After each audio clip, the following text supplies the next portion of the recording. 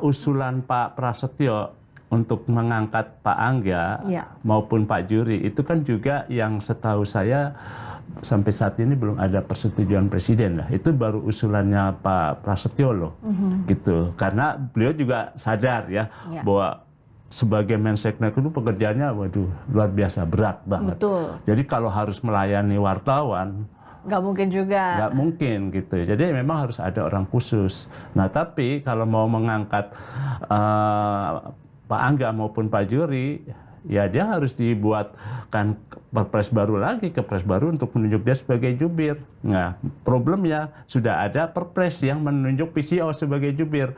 Nah apakah mereka akan diintegrasikan bersama atau tetap berdiri sendiri-sendiri? Nah kalau berdiri sendiri itulah kerumitan itu nggak akan hilang. Tapi kalau dijadikan satu, kerumitan itu berhilang dan PCO bisa ditingkatkan kembali kinerjanya dengan baik gitu ya. Meskipun di luar nggak apa-apa, tapi mereka hadir dari pagi sampai dengan presiden pulang gitu. Jadi tahu ketika wartawan butuh, Menseknek nggak perlu ngomong, nggak perlu harus menghindar wartawan takut didorstop. Ya, presiden juga sudah ada PCO yang standby.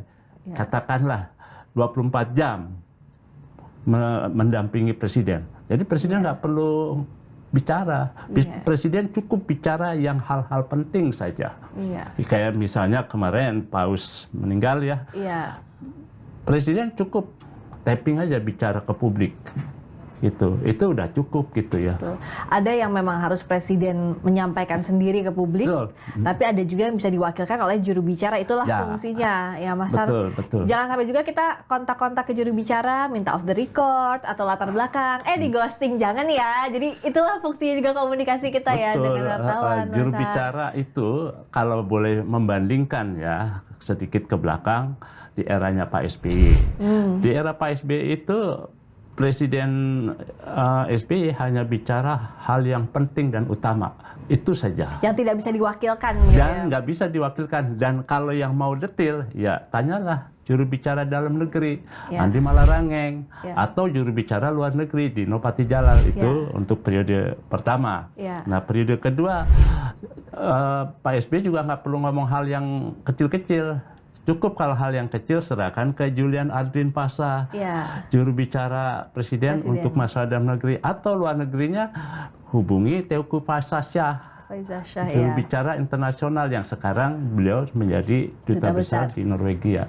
Nah, kita menarik juga ya kalau lihat pola komunikasi dari presiden ke presiden berbeda. Tadi kita di awal membahas yang saat ini ya, bagaimana PCO yang saat ini masih harus banyak masukan begitu ya Mas Hari soal strukturnya, ditambah lagi dengan juru bicara baru. Nah kita bandingkan dengan eranya Pak Jokowi saat kita bareng-bareng di istana juga Mas Har. Kan pada saat itu ada staf khusus bidang komunikasi. Presiden.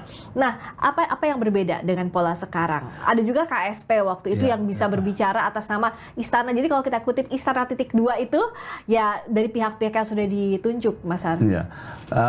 Dulu Presiden Pak Jokowi sebelum adanya staf khusus yang merangkap juru bicara presiden, itu memang sudah ada namanya kantor staf presiden.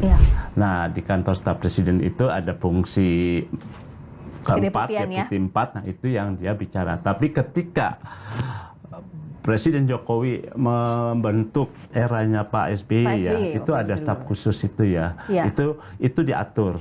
Nah di era di eranya Pak Jokowi, jadi ada tim komunikasi yang awal-awal itu yang dipimpin oleh Ari Dipayana, ingat kan waktu itu. Tapi ketika dibentuk juru bicara, yaitu Johan Budi, Johan Budi lah yang menyampaikan keterangan presiden, meskipun juga tidak terlalu banyak yang bisa diperoleh dari media ya. Tapi kita tahu kemana begitu ya kalau jadi juru tapi bicara. Kalau ada apa-apa kita tahu.